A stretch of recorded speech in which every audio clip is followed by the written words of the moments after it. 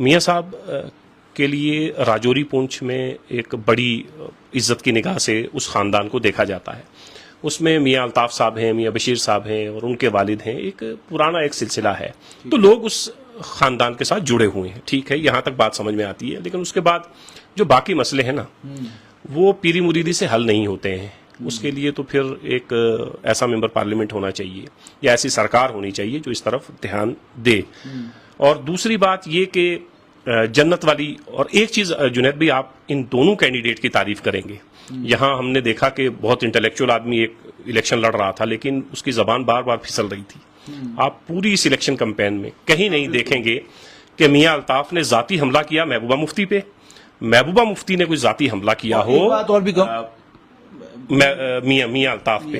تو ان دونوں نے خیال رکھا اس چیز. اور ایک اور چیز بھی میاں الطاف کو لے کر بھی میں یہ کہوں گا, کیمرے پہ کہنے مجھے کوئی پریشانی نہیں ہے, کہ انہوں نے اپنے جو جتنی بھی تقاریر ان کی ہے اس میں کہیں کوئی ایسی بات انہوں نے نہیں کی, لیکن ان کے ساتھیوں نے, ان کے رفقاؤں نے, ان کی محبت میں اور ان کی عقیدت میں وہ اتنا سلپ ہو گئے کہ پھر ان کو پکڑنا مشکل ہوگا کہ بھائی اتنا آگے کیوں نکل گئے آپ. جنید بھائی, میں ادھر ہی آ رہا تھا. ایک بھی تقریر آپ ایسی نہیں دکھا سکتے جس میں میاں الطاف نے یہ سب کچھ کہا ہو.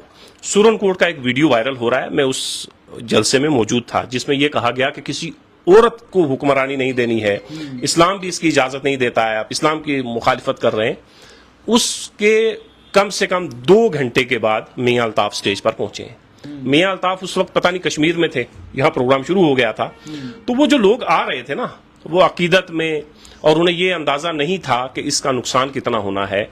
تو وہ سورن کوٹ والا ویڈیو آپ نے دیکھا. پھر اس کے بعد ہمارے ڈی ڈی سی ہمارے دوست ہیں عمران ظفر, بہت سمجھدار آدمی ہیں اور بہت اچھے سے الیکشن بھی لڑا, بہت اچھا بولتے بھی ہیں. ان کا بھی ایک ویڈیو وائرل ہوا, اس میں بھی آپ دیکھیں گے کہ میاں الطاف نہیں ہیں. آپ کہتے ہیں کہ فلاں کے جھنڈے, ان کے جھنڈے کے تلے سے اٹھیں گے اور یہ ہوگا وہ ہوگا. تو یہ تمام چیزیں ہوئیں, لیکن یہ میاں الطاف کے چاہنے والوں نے کی. میاں صاحب کو اس میں دوشی آپ نہیں قرار دے سکتے.